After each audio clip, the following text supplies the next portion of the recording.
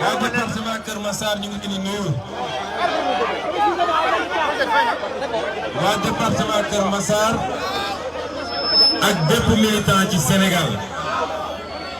ñun amuñu seen fay. ndax lii ñu gis nii mën a wax te kenn du ma weddi li ngeen rek a ko am ci politique fi Sénégal.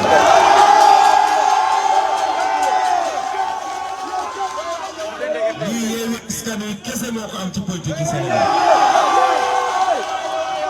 joxuñu leen xaalis joxuñu leen lépp dugg leen parce que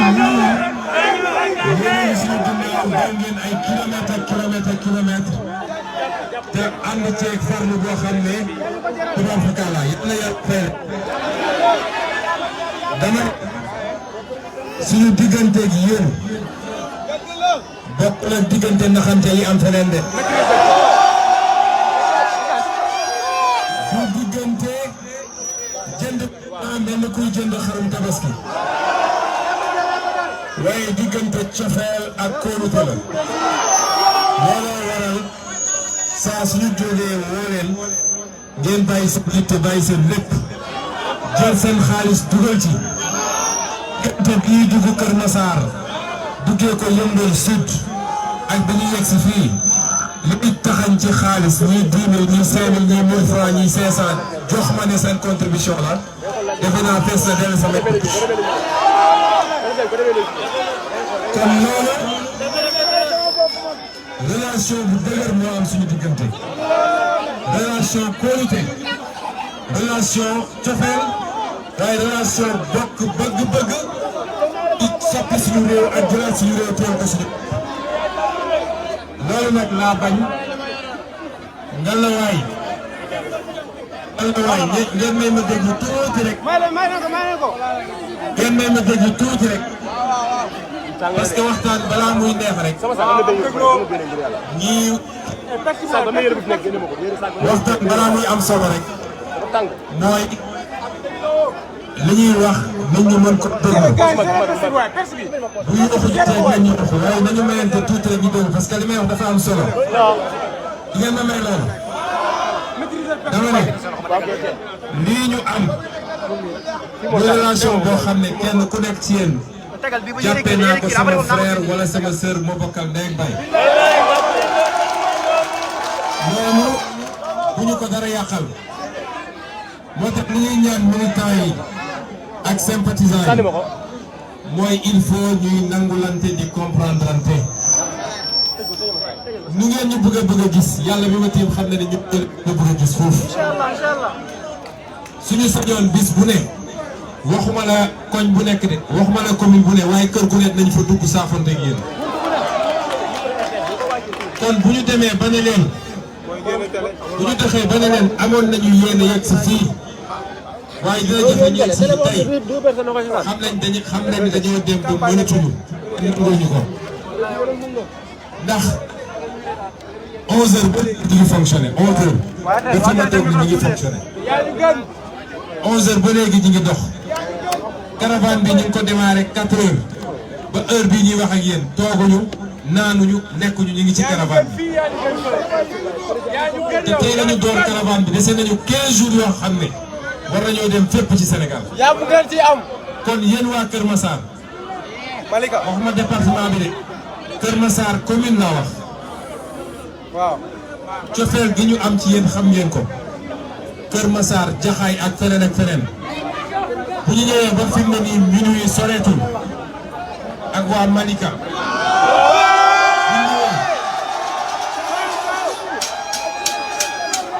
bu ñu ñëwee ba heure bii ñu ne minuit soreetul te ñun suba ñu war a xëy fajar ci yoon bi dem waaw buñ leen ne may nañu dinañu dellu si Kër Massar may nañ la ko dañu dellu si def feneen ak feneen te bëccëg lay doon ngeen war ñu koo may. may nañ la ko jëlal jëlal jëlal est-ce que nangul ngeen ñu ko. waaw boo ko ñaaree ñu may la ko kon waaw RDC sama néew ci yow ñu ngi leen ciy gërëm di leen ci sant sama néew ci yow non mais parce micro que bi da nga wàcc relation bi lañu bëgg a am ak yéen suñ leen dinañ ñëw rek dinañ ñëw bu soob insha yàlla allahu rabbi te dina xumb lii dina gën waaye nag sama wax dama ko bëggoon doore ci ñaan leen lenn waaw mooy ñu def 1 minute de silence jagleel ko François Mancabou 1 minute de silence.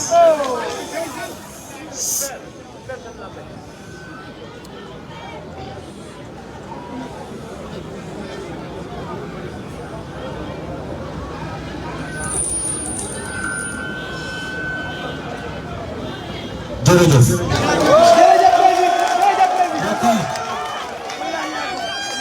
mbokk yi Sénégal fi xew dinaa introduire tuuti rek wax suñu paree seeni candidat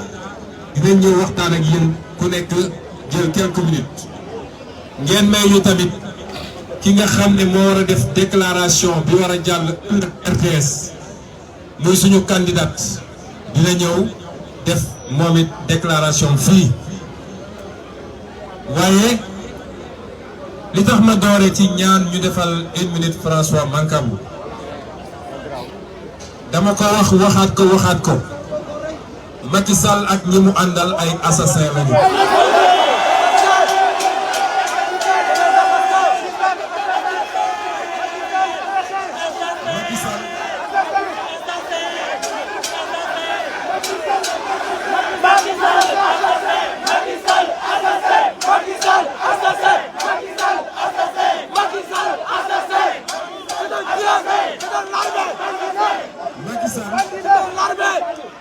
Macky Sall diggante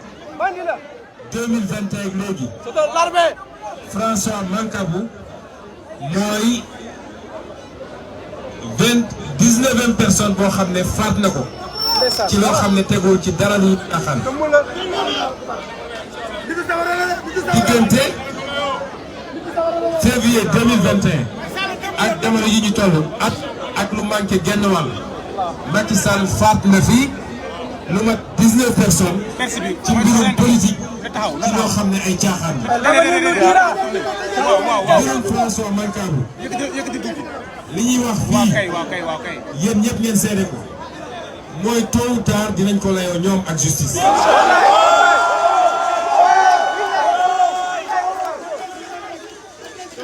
tôt ou tard ndax mbirum François Mancabou li ci xew mooy jàpp nañu nit. jàppuñu ko ci manifestation jàppuñu ko fekk ko muy teg bombe këram lañ ko fekk mu tëdd ci canapé ñu ñëw jël ko yóbbu biñ koy jël nit bu mat sëkk wér kenn agent de sécurité moom lañ jël yóbbu ko ab néew la ñu génne foofu jàpp nañ ko ci loo xam ne détention illégale la ndax même su doon dañ ko jiñ terrorisme yoon dafa ne 96 heures renouvelable une fois lañ ko mën a téye waaye téye nañ ko ñaata fan téye nañ ko lu mat presque weer inculpé wuñu ko mooy toppeewuñ ko dara waaye bàyyiwuñ ko mu dem waaye li gën a garaaw mooy dañ koo torturer mooy maas nañ ko ay courant jam nañ ko ay paaka gaañ nañ ko toj nañ bopp bi lu ne def nañ ko ko. la police tax Macky Sall ak Antoine Diome ak commissaire Sangaré jàpp leen tuuti ma leen di wax nii de lan moo tax ñu torturer ko mooy bëggoon fexe ba am lu ñu nangu ci moom pour mu seedeel leen ni man Ousmane Sonko moo ma yónni pour ma dem defi terrorisme. lànk ne dama ko def loolu rek moo tax ñu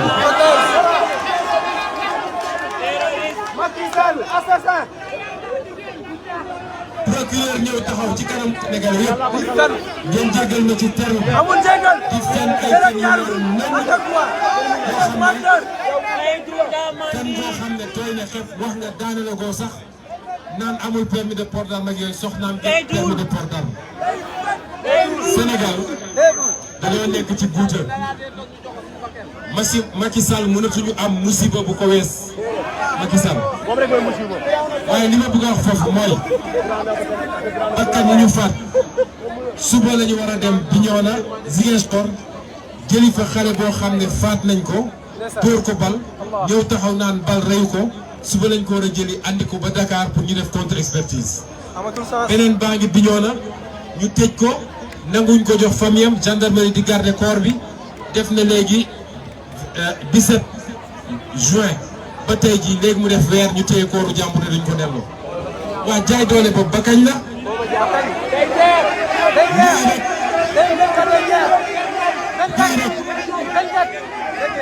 lii rek li ma wax nii rek ci réew mu mel ni Sénégal li ma tudd nii rek ci réew mu mel ni Sénégal yëpp ñi fi nekk ñi may seetaan ci direct ak ñiy seetaan ëllëg ak gannaaw ëllëg ci YouTube wala feneen lii rek doyoon na pour ñu voter massivement contre Macky Sall jëlee Assemblée nationale ci loxoom en attendant 2024 ñu jëlee réew mi ci loxoom. dama ne man Sénégalais lay waxal xam ngeen Macky Sall li tax muy def lii Macky Sall yéen ñii la bëgg a xoqatal. mënu ko. dégg ngeen ma daane rek. yaa ñu may fit. bu ñu génnee ci élection yi mu génn ay dossiers yoo xam ne lu mu fabriqué la naan day faagaagal opposition bi que yéen ñii kenn du ñeme génn ci mbedd bi ne lii duñ ko nangu. est-ce que loolu di ngeen ko nangu. yéen ñii la bëgg a foqatal ba bu taxawee ne dafa bëgg a def 3e mandat kenn du ñeme génn ne ko loolu du fi amee est-ce que di ngeen ko nangu. waaye nag mbokk yi dañ leen woo ci manifestation ngeen wuyu si ñu. ñu woo leen ci casserole ngeen wuyu si ñu. tey am nañu lu ëpp doole casserole ëpp ko doole manifestation xam nga mooy lan mooy seen carte yi. Sénégalais boo xam ne ak sénégalais bu mun a doon maa ngi wax ak suñu papa yeeg suñu yaay yi wax ak suñu ñi ma maas wax ak yéen ñii di samay rek sénégalais boo xam ne bëgg na jàmm ci Sénégal le 31 juillet génnal nga dem voter coalition Yewwi Wallu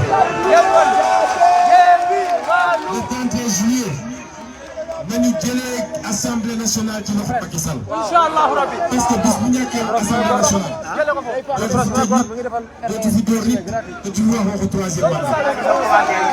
loolu moo gën a gaaw ci régler problème mag ñi lay waxal nag bu ñu bëggee jàmm am Sénégal fitna jóge fi 31 juillet bii dans 15 jours kenn ku nekk ci ñun am na solution bi. yàlla du defal kenn lu mu mënal boppam nag carte yii mu yëkkati nii ne ko nit ñi jël dem sànni ko ci carte gi ci bulletin bi ci urne bi voter coalition Yewwi Wallu ci stabilité Sénégal est-ce que bëgg ngeen ñu jëlaat suñu réew moomal ko suñu bopp suñu pétrole beeg suñu gaz bi ñu sàcc jox ko tubaab bi est-ce que bëgg ngeen ñu jëlaat ko suñu zircon beeg suñu géej bi nga xam ne joxe nañ ko est-ce que bëgg ngeen ñu jëlaat ko suñu suuf nga xam ne ñu ngi koy dagg di ko jox ay sàmmam bu ñu jóge bitim réew ñu koy jaay est-ce que bëgg ngeen mu jeex waaw ñoom ñu sonn est-ce que bëgg ngeen am xam ngeen ci fan lay jaar mooy voter massivement Assemblée nationale pour la coalition Yewwi Wallu procureur moom maa ngi koy dànkaafu procureur bu mu fonto mun na génn di wax ay fen loolu affaire am la waaye bu foogee ni ay dossier complot yi muy waaj dina jàll fii Sénégal ak bu foogee ni ñii ñu assassiné dina romb parce que naka la ñu mënee am ay nit yu ñu assassiné police moo leen torturé ba ñu dee nga jël dossier bi maa koy jox dikk kii lay nga jëlaat dossier bi jox ko ne ko mooy def enquête ngeen ko ne moom di tappale dossier François Mancabou dina leer. ma tànn la fenn dégg ngeen ñu ne dafa am benn dossier force spéciale ay fenn neen la. ay fenn neen la. xam ngeen tax ñu fi torturer François Mancabou moom rek moo ci amoon profil boo xam ne jaar na armée ba pare yàlla nattu ko mu nekk un homme du sud. ñu ne kii la ñu mën a jaar pour wane ne ñii xam nañu arme xam nañu ni ñuy tirer xam nañu ni ñuy fabriquer moo tax ñu torturer ko waaye bii si ñu jàpp fële ay apiculteur rek ay chauffeur taxi rek ay xamala nga ne ñooñu ñoo bëggoon a def kamikaze ci réew mi dañuy fen man maa leen ko wax.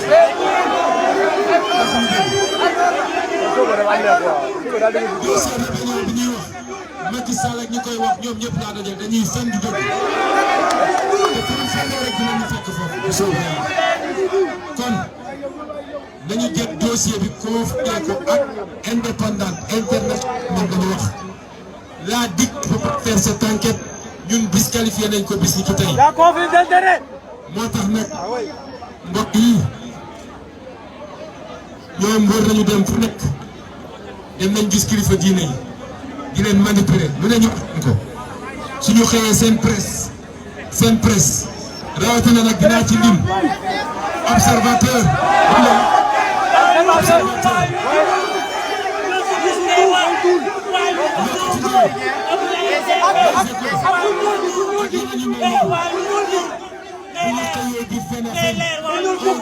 Un criminel de Pastef, un terroriste, un rebelle. nañu taal réew mi ñu xam ndax ñoom dinañ ci mucc ñoom ñoo ci njëkk a sàkk.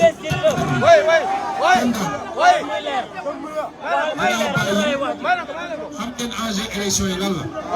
na fi 3e mandat dakkee nañu def cohabitation jox majorité bi opposition. nañu voté ay loi yoo xam ne njëriñu réew mi la. góor jigéen bu am ci réew mi.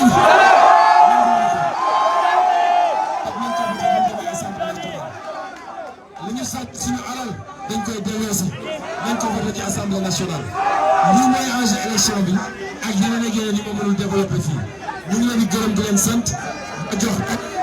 ñi nga xam ne ñoo war a wax dinaa gërëm nag suñuy maire Bilal Diatta. du ci dara lu ne wax na ko pour ñu dem Kër Massar am na engagement am na détermination te gor la. maire Kër Massar maire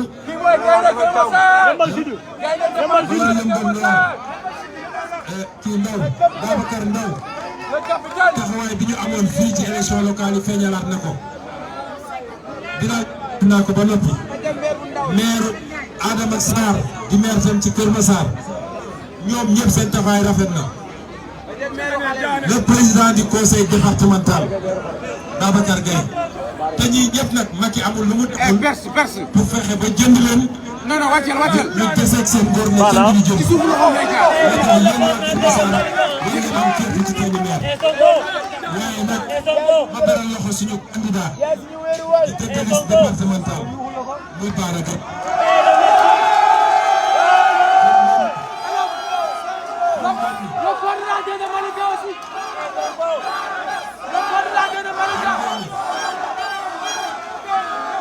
Le coordinateur de Malika aussi.